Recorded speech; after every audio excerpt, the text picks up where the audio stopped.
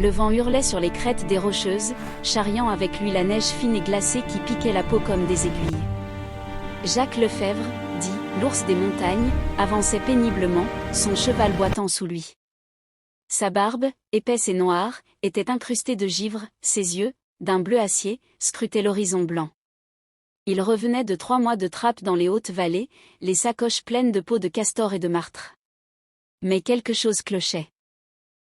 Il le sentait dans ses os, comme un vieux trappeur sent la tempête avant qu'elle n'éclate. Devant lui, la cabane qu'il avait bâtie de ses mains, au bord de la rivière gelée, n'était plus qu'un tas de cendres fumantes. Les murs de rondins, qu'il avait taillés lui-même, gisaient calcinés. Son cœur se serra. Il sauta de cheval, oubliant la douleur de sa jambe blessée par un grizzly l'année précédente. Il courut, trébucha dans la neige, et tomba à genoux devant ce qui restait de sa vie.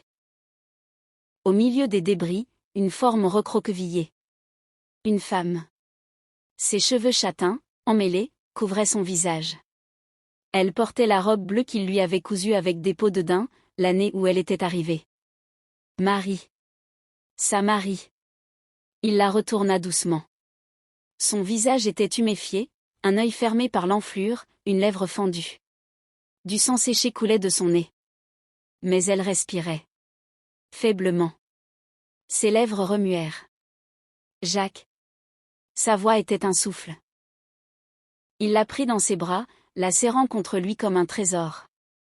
Ses larmes coulèrent, chaudes sur sa peau froide. Marie, mon Dieu, Marie. Qui t'a fait ça? Elle leva une main tremblante, effleura sa joue barbue. Des hommes, 3, il cherchait, l'or. Jacques sentit la rage monter en lui, une marée noire. L'or. Cette maudite pépite qu'il avait trouvée dans la rivière, l'été dernier.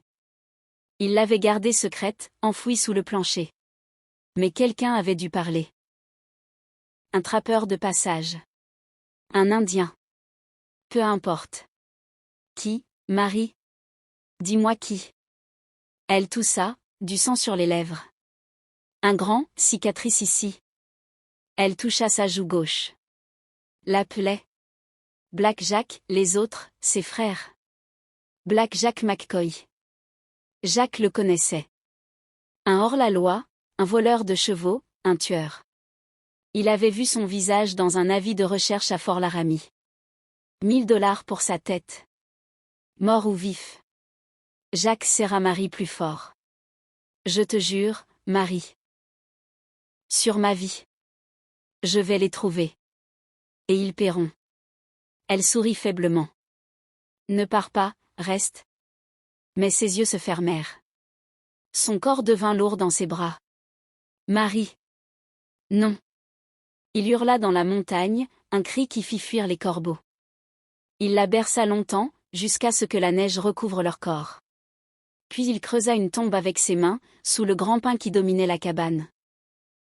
Il l'enterra avec la couverture qu'elle avait tissée, celle avec les motifs de fleurs qu'elle aimait tant.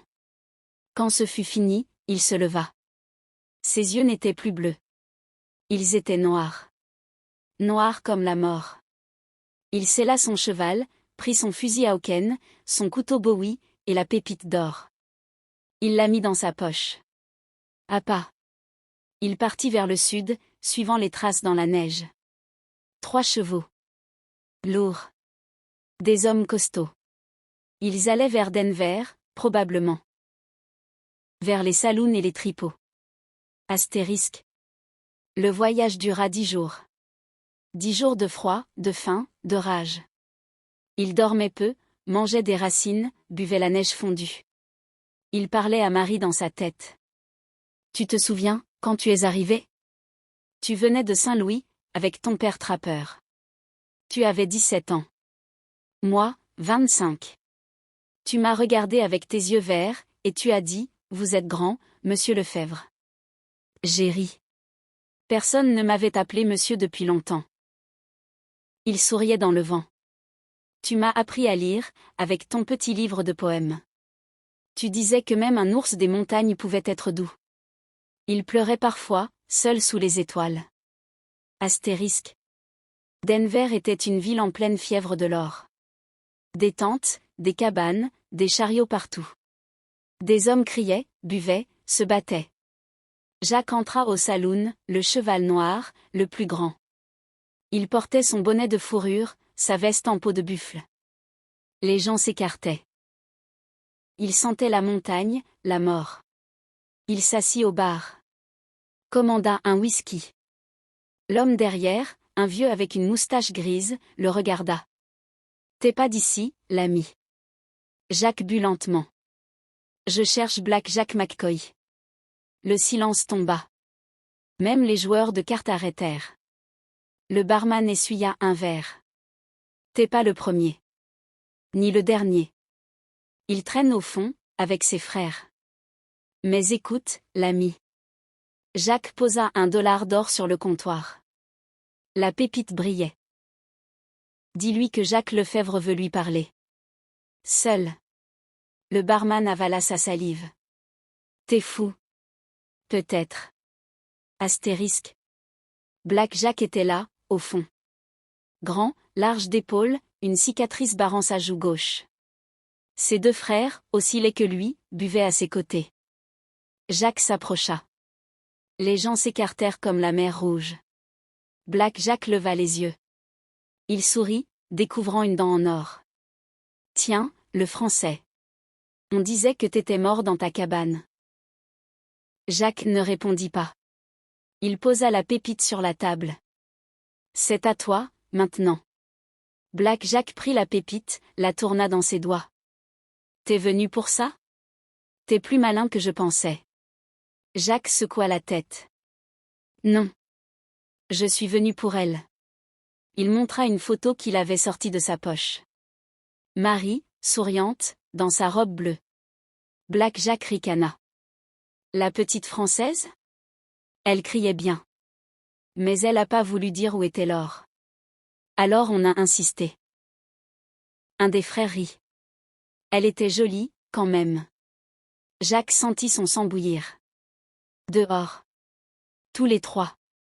Black Jack se leva lentement. T'es sûr, Lefebvre? T'es seul. Je l'ai toujours été. Astérisque. La rue était déserte. La neige tombait doucement. Les trois frères face à lui. Jacques avait son fusil. Eux, leur revolver. Black Jack parla le premier. T'as tué ma femme, il y a 5 ans. À Santa Fe. Tu te souviens? Jacques fronça les sourcils. Je tuais des voleurs de chevaux. Pas des femmes. Elle était avec moi. Tu l'as descendue. Jacques secoua la tête. Je ne tue pas les innocents. Mais Black Jack chargea. Le premier coup de feu partit. La balle frôla l'oreille de Jacques. Il tira. Le premier frère tomba, une balle dans la poitrine. Le deuxième frère tira à son tour. Jacques roula dans la neige, se releva, tira encore. Le deuxième frère s'effondra. Black Jack restait. Il rechargeait lentement. T'es bon, Lefebvre. Mais t'es fini. Jacques marcha vers lui. Tu l'as touché.